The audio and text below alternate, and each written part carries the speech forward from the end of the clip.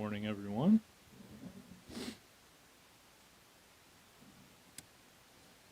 So, as most all of you know, as you kind of read through the Bible, it's very common from Old Testament and New Testament. A lot of times, a certain theme or image or metaphor will occur kind of over and over again, and it's kind of consistent throughout the whole Bible. And normally, it's painting a picture for us.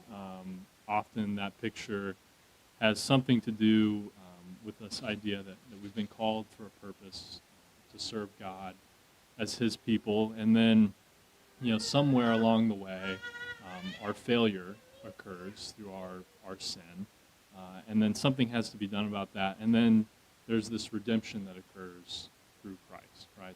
That occurs in lots of different metaphors, images, whatever you want to call it. So this morning we're going to spend just a few minutes looking at a couple of those, the vine and the branch, and just kind of look through where we see those concepts in the Old Testament and the New Testament, and just draw some takeaways as we enter into this time of communion, as we're going to do in a few minutes to reflect on Jesus through His body and His blood. So starting out in the Old Testament, Israel is often called, the nation of Israel, they're often called God's vine.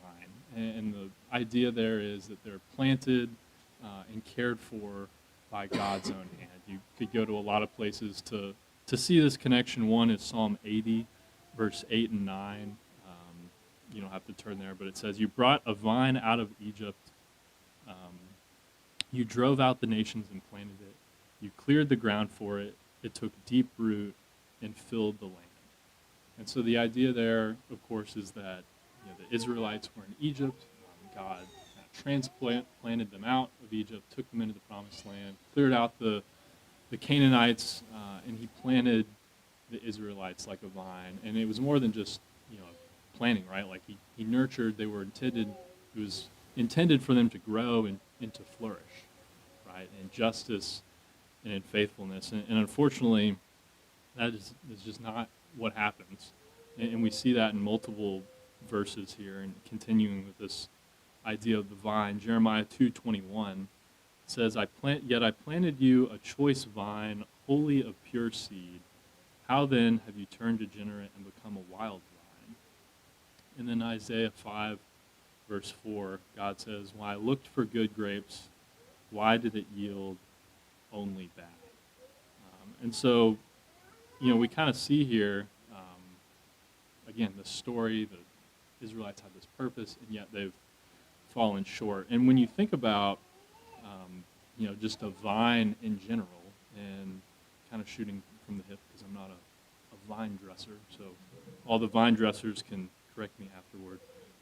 But just kind of generally, I think of a vine as something that's very fragile, and it needs support if it's going to grow, upward like it's supposed to.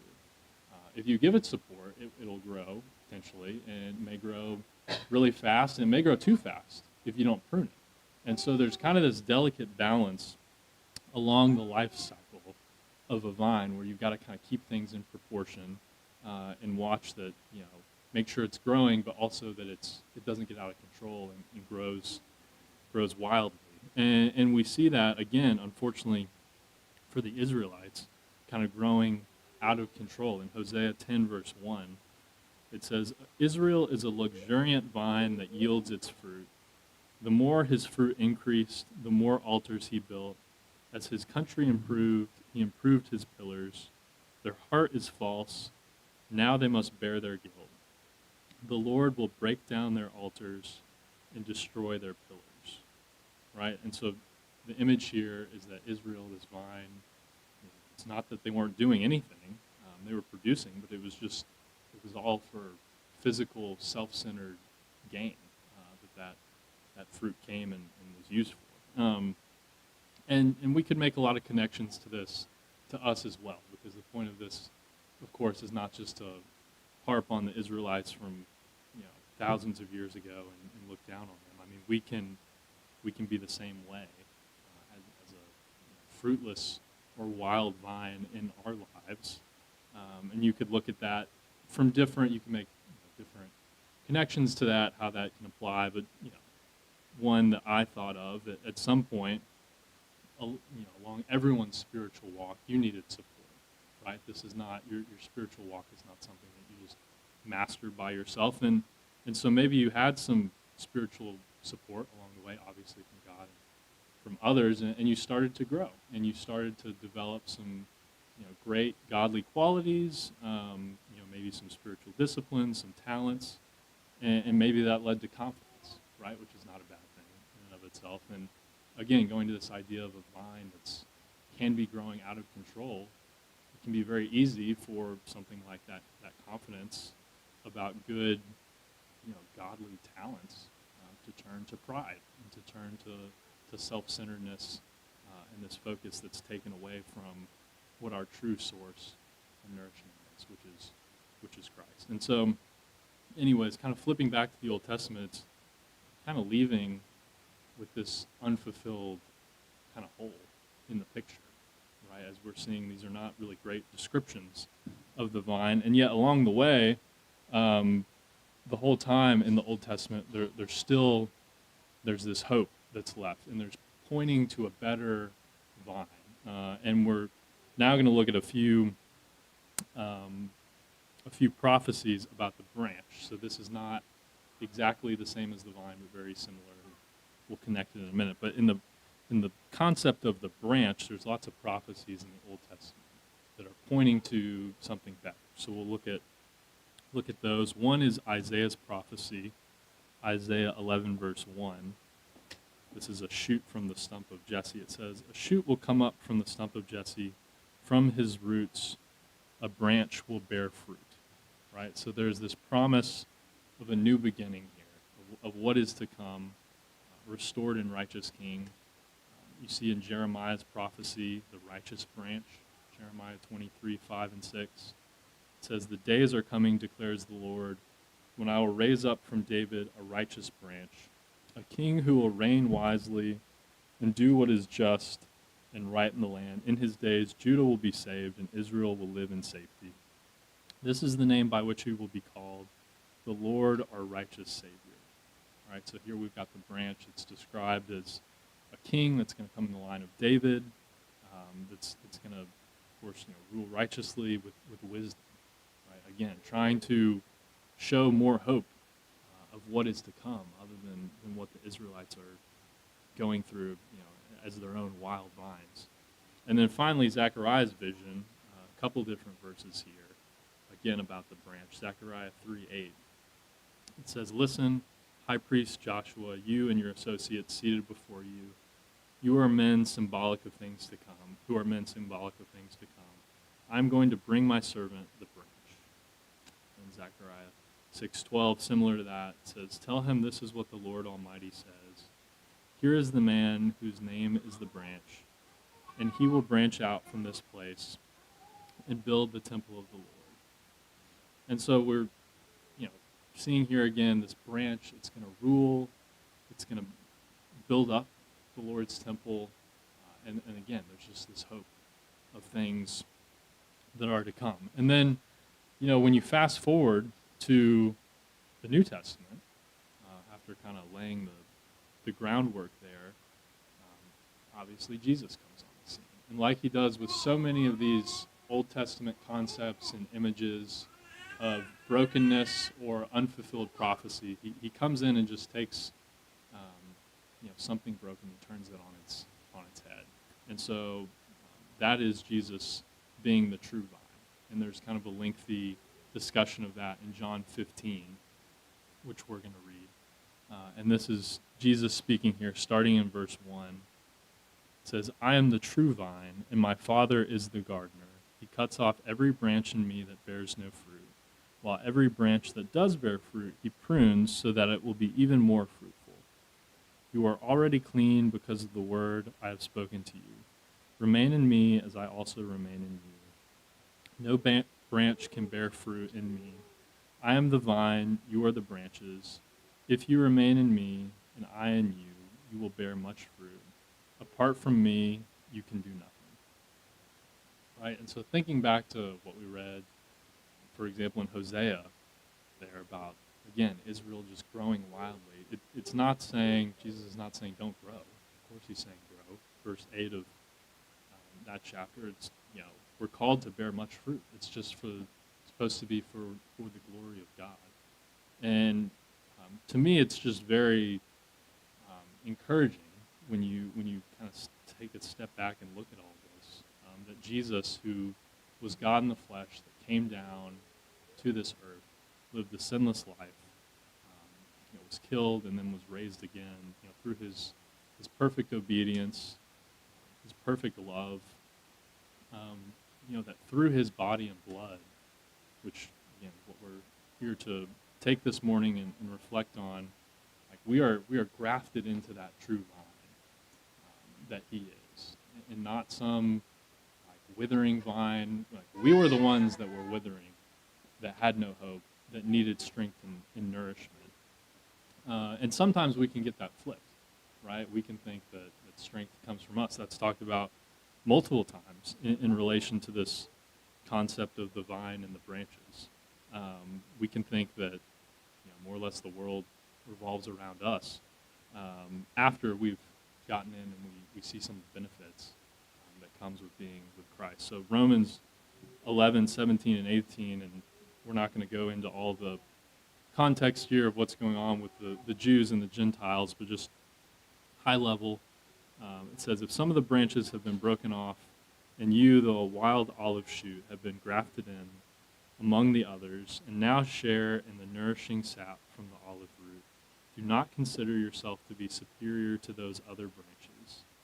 If you do, consider this: you do not support the root, but the root supports you. Right? So again, what a blessing it is that we collectively, those that follow the true vine, share in that nourishment. And that's what sustains us, right? That's what gives us hope. That's why we're here, is because we believe there's something more than just, all the issues of life that make no sense to us in our everyday lives. Like we have this nourishing. It's also a call, again, to remember God chose us. We didn't choose him.